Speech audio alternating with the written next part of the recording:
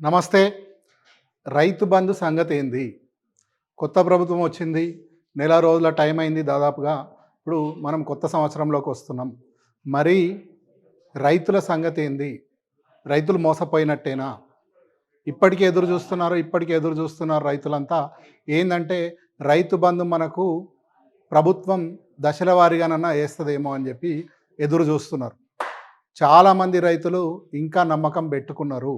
ఖచ్చితంగా మనకు రైతు బంధు వస్తది. ఎందుకంటే ఎలక్షన్ల సమయంలో ఇప్పుడున్న ముఖ్యమంత్రి గారు ఎలక్షన్ సమయంలో రైతు బంధు ఏం కర్మ మీకు రైతు భరోసా వస్తదని జెప్పి రూ. 7,500 వస్తదని జెప్పి ఏదైతే జెప్పిరో దాంతోని ప్రజలంతా ముఖ్యంగా రైతులంతా చాలా ఆశ పెట్టుకున్నారు. ఎందుకంటే మనకు 5,000 కాదు ఈసారి రూ. 7,500 వస్తాయని జెప్పి. మరి ఈ 7,500 సంగతి ఏమైంది అనేది ఇప్పటికీ అర్థమైతలేదు. మొన్న సీఎం ఎవరైతే రేవంత్ రెడ్డి గారు ఉన్నారో ఆయన ప్రెస్ మీట్ పెట్టి మాట్లాడుతున్న క్రమంలో డిసెంబర్ 9 నుంచి మనకు రైతు బంధు వేసేసినామని చెప్పిండ్రు. సో దీంతో రైతులందరూ అకౌంట్లలో చూసుకుంటున్నారు. గత ప్రభుత్వం ఉన్నప్పుడేమో రైతులకు సంబంధించిన రైతు బంధు ఏదైతే ఉందో అది ట్రింగ్ ట్రింగ్ ట్రింగ్ అనుకుంటూ మెసేజ్లు వచ్చేది. వాళ్ళు చూడాల్సిన అవసరం లేకుండా ఎప్పుడు ఏ టైం ఉంటే ఆ టైంకి, అంటే రైతు బంధు ఏ సమయానికి పడాలో ఆ సమయానికి వాళ్ళ అకౌంట్లో పడిపోయేది.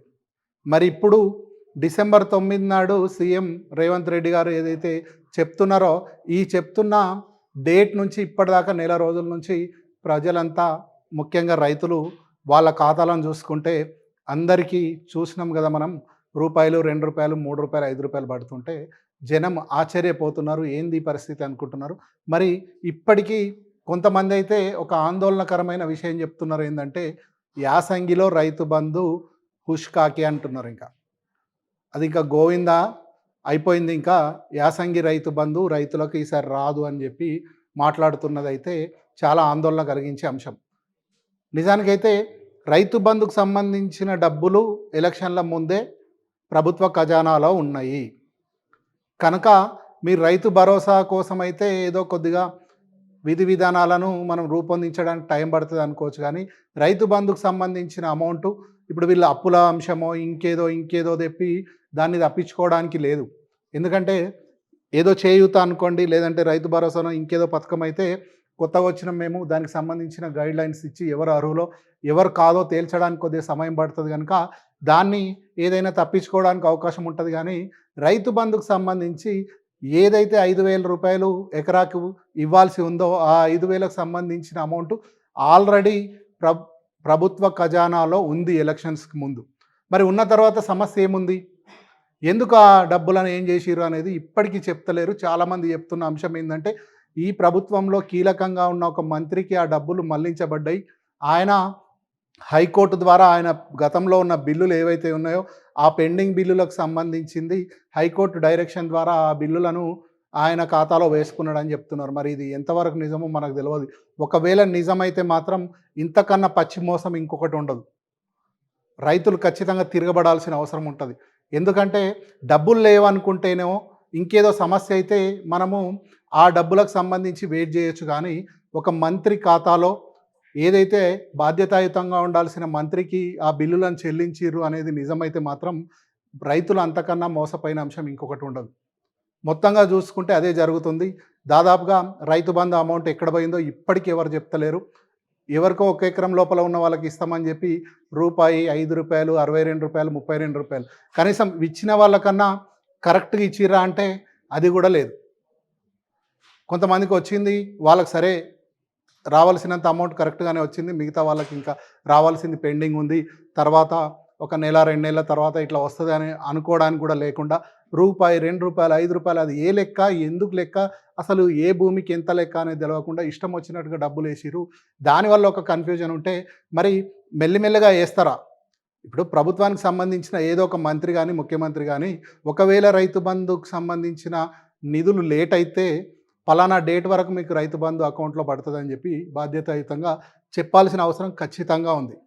మరి ఆ విధంగా చెప్పకుండా మొన్న ముఖ్యమంత్రి ప్రకటన చూస్తే ఆయన డిసెంబర్ 9 రోజు మనము వేసేసినాము, రైతు బంధులు వాళ్ళ ఖాతాలో వచ్చేసినాయి అని చెప్పి చెప్పడం జరిగింది.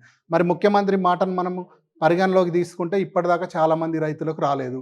ఆ అమౌంట్ ఏదైతే ఉందో అది ఒక మంత్రి కాంట్రాక్టర్‌గా ఉన్న మంత్రికి వెళ్ళిపోయిందని చెప్తున్నారు. మరి యాసంగి రైతు బంధు ఇస్తారా? ఇయ్యరా?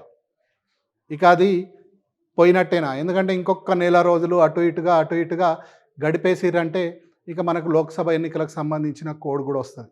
మరి లోక్‌సభ ఎన్నికల కోడ్ వచ్చిన తర్వాత ఎలక్షన్స్ పేరు చెప్తారు. కోడ్ వచ్చింది. మేము అందుకే ఇయ్యలేకపోయినామని చెప్తారు. ఇప్పుడు అసెంబ్లీ ఎన్నికలు అదే జరిగింది గనుక లోక్‌సభ ఎన్నికలకు సంబంధించి మాకు ఎన్నికల కోడ్ వచ్చింది గనుక మేము ఇయ్యలేకపోయినామని చెప్తే మళ్ళీ రైతు మోసపోవాల్సిన పరిస్థితి వస్తది. పోనీ లోక్‌సభ ఎన్నికల కోడ్ వచ్చిన తర్వాత ఒకవేళ ఇయ్యలేకపోతే వచ్చే వానాకాలం పంటకి ఏదైతే రైతు బంధు ఇస్తారో అప్పుడు ఈసారి ఇయ్యలేకపోయిన యాసంగి రైతు బంధు ఒకవేళ ఇయ్యకపోతే ఆ 2 కలిపి వచ్చే సంవత్సరం ఏదైతే వానాకాలం పంటకు సంబంధించి ఉంటుందో అప్పుడు ఈ 2 రైతు బంధు లేకపోతే అప్పటికి రైతు భరోసా విధి విధానాలు ఖరారు చేసి ఈ 2 ఇస్తారా? ఎందుకంటే రైతు బంధును ఒక్కసారి స్కిప్ చేసినా కూడా అంతకన్నా ఘోరం ఇంకొకటి ఉండదు. ఎందుకంటే గత ప్రభుత్వం ఏదైతే రైతు బంధు స్టార్ట్ చేసిందో ఆ రైతు బంధు స్టార్ట్ అయిన తర్వాత ఎంత ఆర్థిక కష్టం వచ్చినా వీళ్ళిప్పుడు చెప్తున్న అప్పులు ఇంకేదో ఇట్లాంటి చాలా అంశాలు చెప్తున్నా కూడా గత ప్రభుత్వం ఎలాంటి ఆర్థిక ఇబ్బంది వచ్చినా రైతులను విస్మరించలేదు. ఆ కరోనా సమయంలో కూడా ప్రభుత్వానికి అసలు డబ్బులే లేని సందర్భంలో కూడా రైతు బంధు ఇయ్యడం జరిగింది. సో, ఇప్పుడు వీళ్ళు ఉన్న డబ్బులనే వేరే కాంట్రాక్టర్‌కి ఇచ్చిర్రంటే మరి వీళ్ళ ప్రియారిటీ రైతులా? లేకపోతే కాంట్రాక్టర్లా? అనేది ఖచ్చితంగా చెప్పాలి. రైతులకు రైతు బంధు కొత్త ప్రభుత్వం వచ్చిందంటే చాలా ఆశలుంటాయి. ఇంకా గత ప్రభుత్వం కన్నా ఎక్కువ పని చేస్తారని చెప్పి ఖచ్చితంగా అందరూ ఆశ పెట్టుకుంటారు. మరి అట్లా కొత్త ప్రభుత్వం మీద ఆశలు పెట్టుకుంటే వాళ్ళని తుస్సుమనిపించేలాగా ముందే రైతులకు ఈ రాష్ట్రంలో అత్యధిక సంఖ్యలో ఉన్న రైతులను మోసం చేసి వాళ్ళ డబ్బును వేరే వాళ్ళకు మళ్లించడం అంటే అంతకన్నా అన్యాయం మరొకటి ఉండదు. కనుక ఈ అంశం మీద ఖచ్చితంగా ప్రకటన చేయాలి. ఇంకా రైతులు నమ్ముతున్నారు చాలామంది. ఇంకా రైతు బంధు ఇస్తారని చెప్పి నమ్ముతున్నారు. కొంతమంది అయితే అనుమాన పడుతున్నారు. కనుక దయచేసి రైతులైనా ఈ వీడియో చూస్తున్న వాళ్ళంతా ఖచ్చితంగా కామెంట్ చేయాల్సిన అవసరం ఉంది. మరి రైతు బంధు వస్తుందని నమ్ముతున్నారా?